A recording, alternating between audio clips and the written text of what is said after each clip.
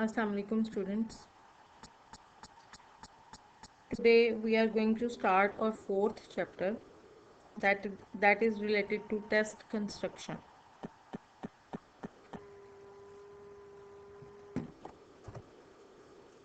Objectives for this topic is students will enable to construct a test. They will evaluate learning through test development. They will be enabled to know about the stages of test construction.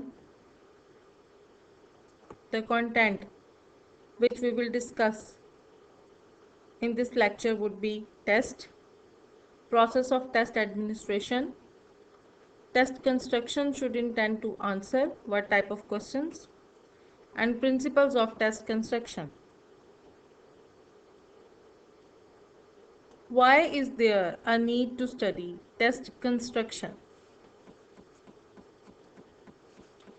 Basically, why we found it very important to know the construction of a test is among the various standards and the guiding principles are that test development should have a sound scientific basis and that evidence of the scientific approach should be documented in some way. Although the exact sequence of events for developing or constructing a test varies from subject to subject, area to area, program to program, but there are some standards and there are some type of steps which are almost like same in everywhere, and everywhere everybody can use those type of things. Now, why we should know that construction of a test is very important. For every problem there is a solution. If you are not part of the solution, then you are part of the problem. Of course, जब हमें कोई issue होता है, when we find out a problem, for the solution of that problem हम उसका एक कोई ना कोई हल तलाश करते हैं. हमारी कोशिश होती है कि जो भी हमारे साथ प्रॉब्लम हो गया या इशू हो गया, उस इशू या प्रॉब्लम को फौरी तौर पर रिजॉल्व किया जाए. उसके बैक एंड पे कौन सी चीज़ें हैं, कौन से कॉन्सिक्वेंसेस के बाद हम इस प्रॉब्लम तक पहुँचें, और फर्दर मोर हमें किन चीज़ों को रिमूव करना चाहिए ताकि हमारा ये प्रॉब्लम ख़त्म हो जाए. तो for the construction of a test, first of all we should know कि why it is important to construct a test और उसकी आइटम्स क्या हैं, उन आइटम्स को कंस्ट्रक्ट करने के लिए किन स्टेप्स को सामने रखा जाता है. 13% of students who got low grades in exams are caused by faulty test questions.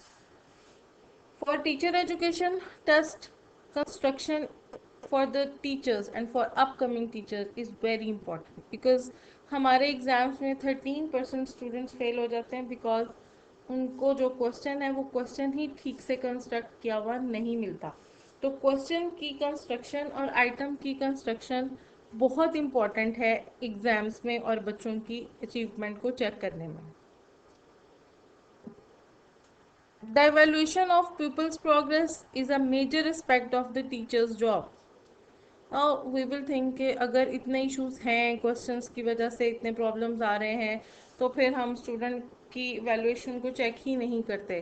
तो we can not ignore it, क्योंकि एक स्टूडेंट की प्रॉपर जजमेंट करना ही टीचर का काम है. समटाइम्स मेरे पास ये ख्याल आता है कि बच्चों को मार्क्स नहीं देने चाहिए, उन्हें ग्रेड्स असाइन कर देने चाहिए, लेकिन फॉर जॉब पर्पस जब आप मार्केट में जाएंगे तो आपके ग्रेड्स को लेके कोई आपको कैसे असेस कर पाएगा कि आपने कितनी काबिलियत होगी.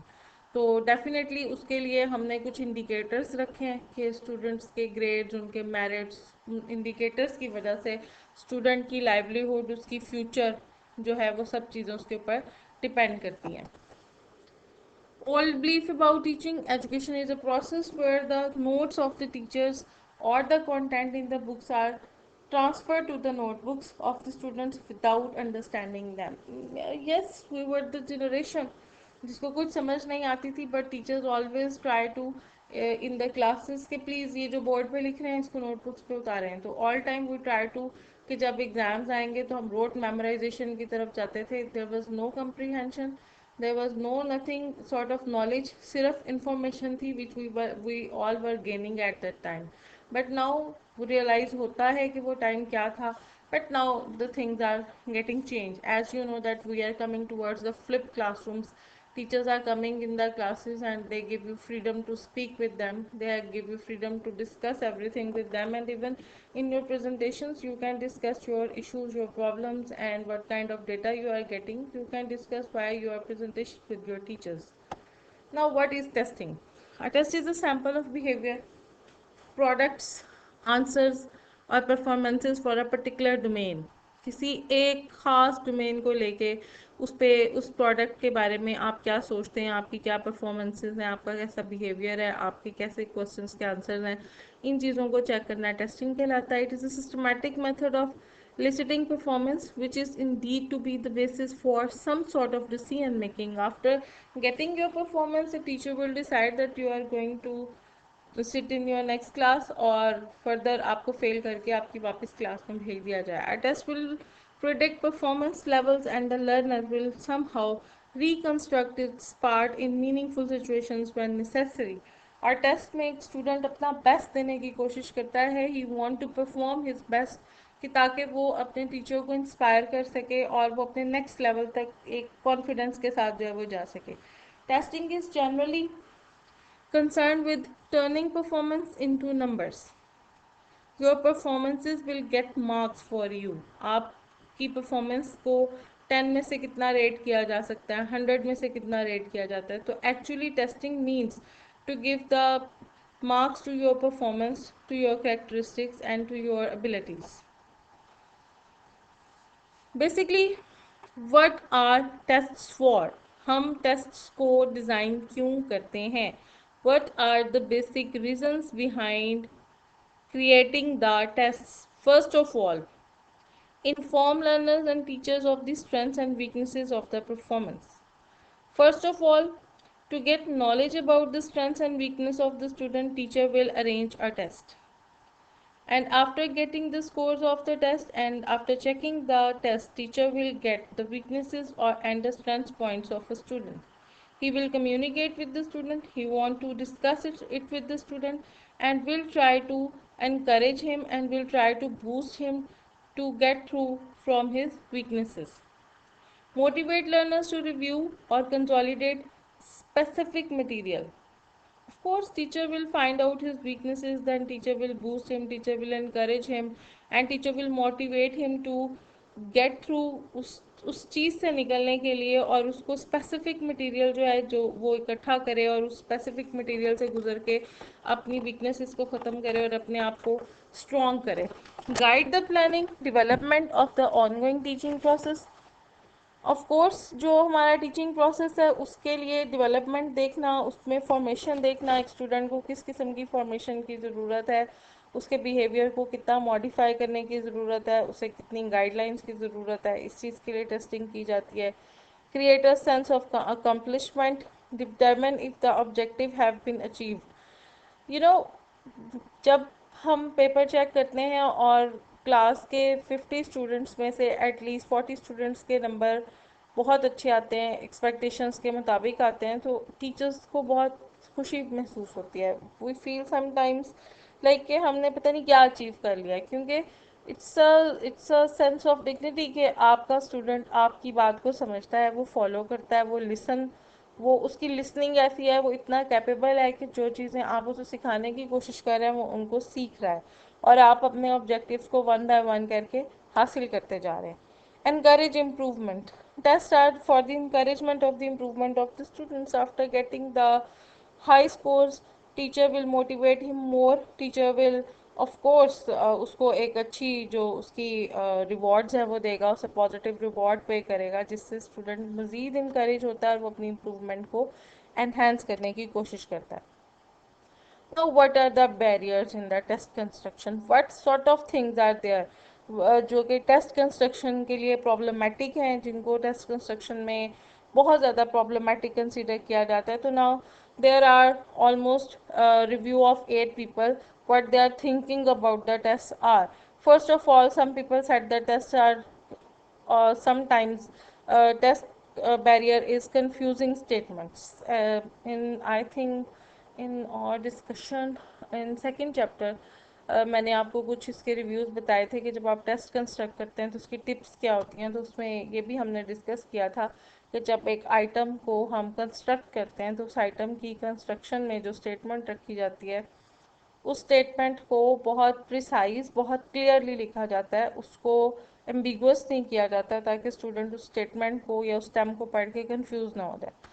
Difficult vocabulary, sometimes teacher use difficult vocabulary जिससे स्टूडेंट को क्वेश्चन की समझ नहीं आती, या समटाइम्स जो जो वोकेबलरी यूज़ की जाती है उसके at a time two meanings निकल रहे होते हैं जिससे स्टूडेंट कंफ्यूज हो जाते हैं।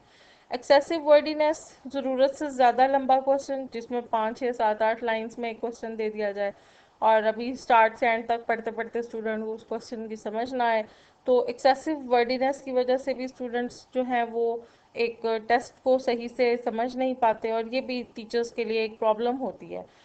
कॉम्प्लेक्स सेंटेंस स्ट्रक्चर, अगर आप बहुत डिफ़िकल्ट सेंटेंसेस रखेंगे, अनक्लियर इंस्ट्रक्शंस देंगे स्टूडेंट्स को जिसमें इंस्ट्रक्शंस क्लियर नहीं होंगी, टाइमिंग क्या होगी, क्वेश्चन के साथ करना क्या है, उसको कितने वर्ड्स का एटलीस्ट आपने उसका सोल्यूशन देना है, और आपको कैसे आपका जो टाइम है वो कितने मिनट आपको किस चीज़ के लिए रखने चाहिए, आपकी पेंसिल का कलर क्या होना चाहिए, आपको कितने पेजेस पे क्वेश्चन वगैरह सॉल्व करना चाहिए, तो unclear instructions are sometimes becomes a barrier for the test construction. Unclear illustrative material, अगर आप सिर्फ बुक के अलावा भी चीज़ें पढ़ा रहे हैं लेकिन आप उस स्टूडेंट को प्रोवाइड नहीं कर रहे और आप उन चीज़ों में से, उन नोट्स में से बच्चे से क्वेश्चन पूछ रहे हैं, तो इसकी वजह से भी बच्चों का जो पेपर है वो गलत हो सकता है। लिंग्विस्टिकली बाउंड वर्ड्स, बहुत सारे वर्ड्स जो हैं उनके लिए आप स्टूडेंट को बाउंड कर दें कि बस आपने इन अल्फाज में इसका जवाब देना है, या जो चीज़ें मैंने बताई हैं सेम टू सेम आपने लिखनी है, तो लिंग्विस्टिकली अगर आप बच्चे को बाउंड करेंगे तो वो चीज़ भी हैज़र्ड क्रिएट करती है। कल्चरली बाउंड वर्ड्स और एरिया टू एरिया स्पेसिफिसिटीज़ होती हैं। एज यू नो, अगर हम एक टीचिंग के लिए किसी बिग सिटी में जाते हैं तो हमारे टीचिंग के मॉड्यूल डिफरेंट होते हैं, स्मॉल सिटीज़ में हमें बच्चों के लेवल को किसी और तरीके से देखना पड़ता है। सो एरिया टू एरिया अगर वर्ड्स चेंज हों और ऐसा टेस्ट स्टैंडर्डाइज टेस्ट के तौर पे दे दिया जाए तो बहुत सारे बच्चों को वर्ड्स के मीनिंग समझने में प्रॉब्लम होगी। What are the basic characteristics of a good test? As we discussed in our last chapters, basic characteristics of a good test are validity, reliability, usability, and objectivity. What is validity? Now here, small reviews here. Validity, the extent to which the test measures what it intends to measure. जो चीज़ करने के लिए जिस मकसद के तहत एक test को कंस्ट्रक्ट किया जाता है, अगर वो अपने उसी मकसद को पूरा करता है तो that would be named as validity. Then there is reliability, the consistency with which a test measures what it is supposed to measure, that would be named as reliability. और जब मैंने आपको characteristics of a good test करवाई थी तो उसमें मैंने आपको validity की भी types करवाई थी और आपको मैंने reliability की types भी करवाई थी। validity की जो types हैं उसमें content validity हमने की थी, construct validity, concurrent validity की थी और उसके साथ हमने प्रिडिक्टिव वैलिडिटी की थी। 4 टाइप्स की थी, कंटेंट, कंस्ट्रक्ट, कंकरेंट और predictive validity. Then there is reliability, the consistency with which a test measures what it is supposed to measure is named as reliability. A reliable test gives the same scores when administered and re-administered, while an unreliable test does not give the same scores. बार बार एक चीज़ को test करके अगर हमें उसके same scores मिल रहे हैं, it means that test is reliable. But if we will get different scores on different occasions, it means test is not reliable, that is unreliable.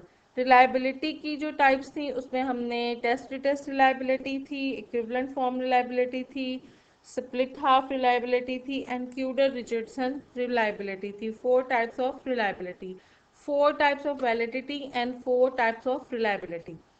Then there is usability.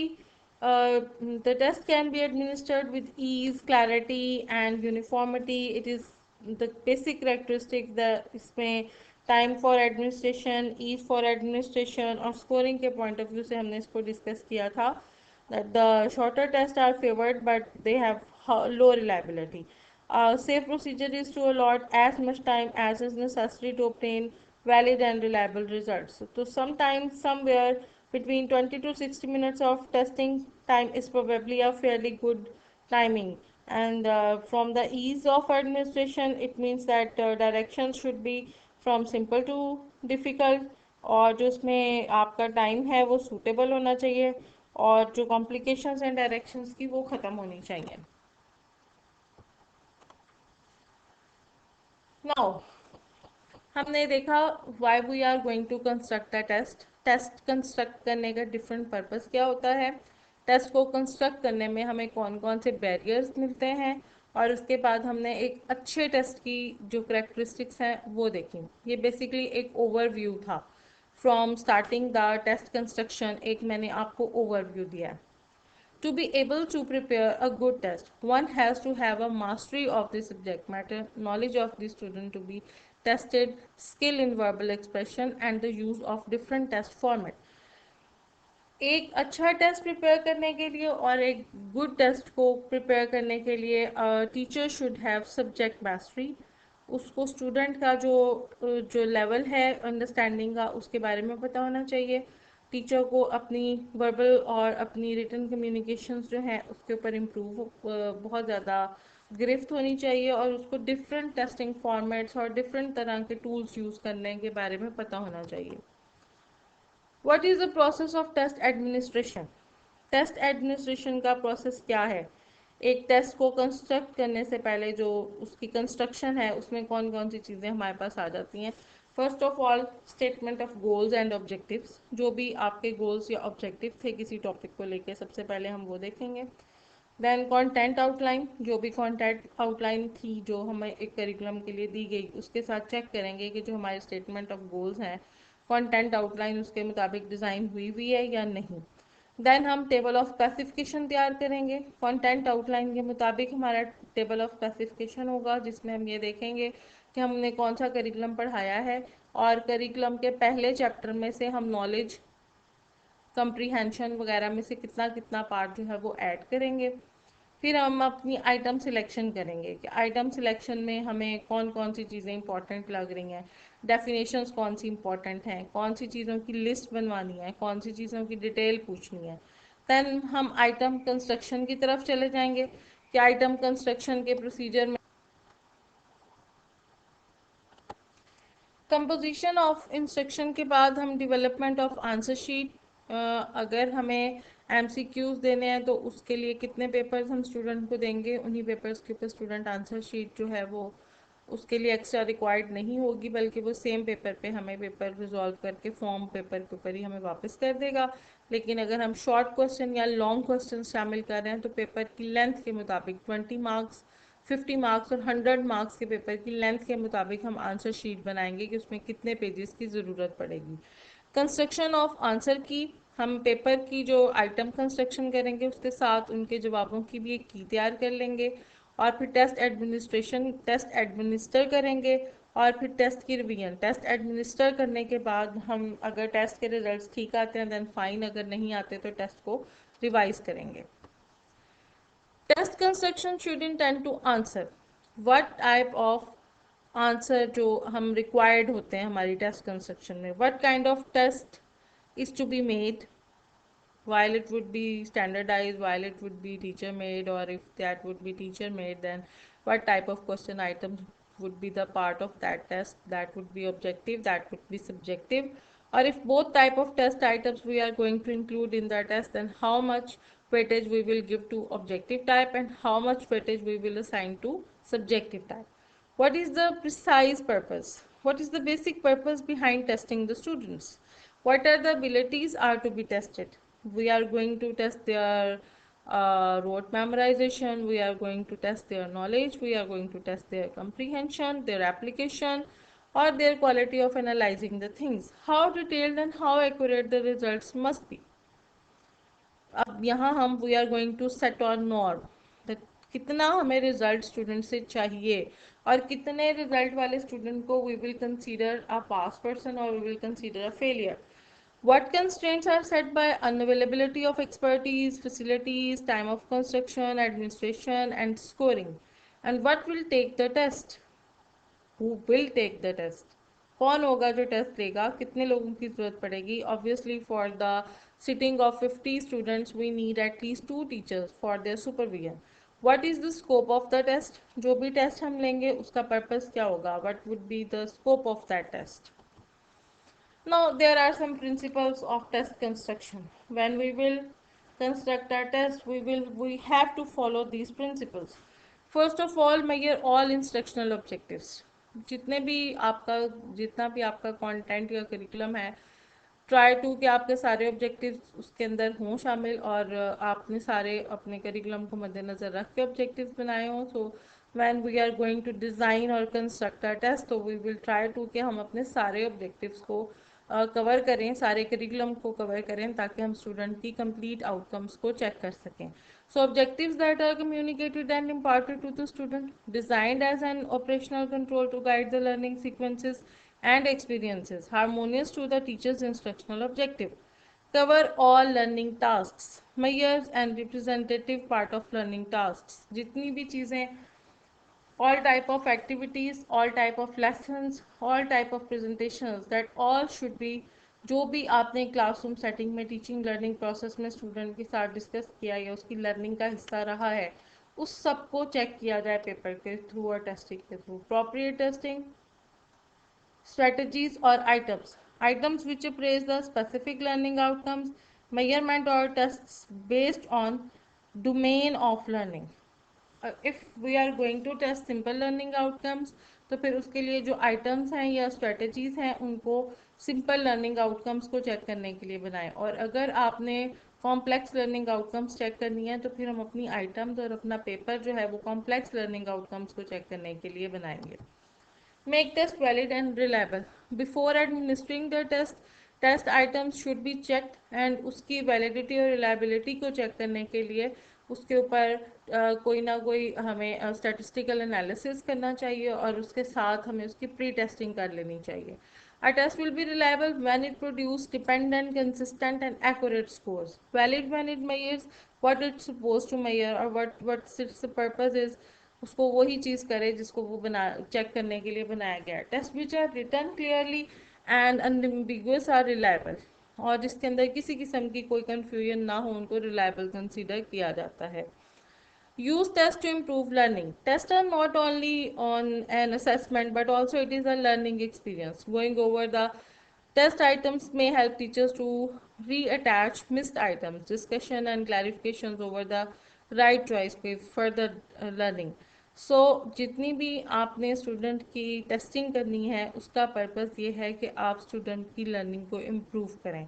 आपने जो अपनी learning outcomes बनाई हैं उनको बार बार assess करने के लिए testing करें, और उस वक्त तक टेस्टिंग करते रहें जबकि स्टूडेंट आपकी आउटकम्स के मुताबिक आपको रिजल्ट नहीं देता. Norm reference and criterion reference test, इसको हम NRT एंड CRT कहते हैं. NRT stand for norm reference test, NRT, and criterion reference tests are named as CRT. Norm reference higher and abstract level of cognitive domain, and criterion reference lower and concrete level of learning. So आपका जो paper है वो norm reference और criterion reference दोनों को at a time major करने के काबिल हो. These are the references, और this topic is still going on. अब इसके जो next steps हैं, इसकी जो stages हैं टेस्ट कंस्ट्रक्शन की, वो हम अब जो हमारा लेक्चर नंबर 15 होगा इंशाल्लाह उसमें डिस्कस करेंगे.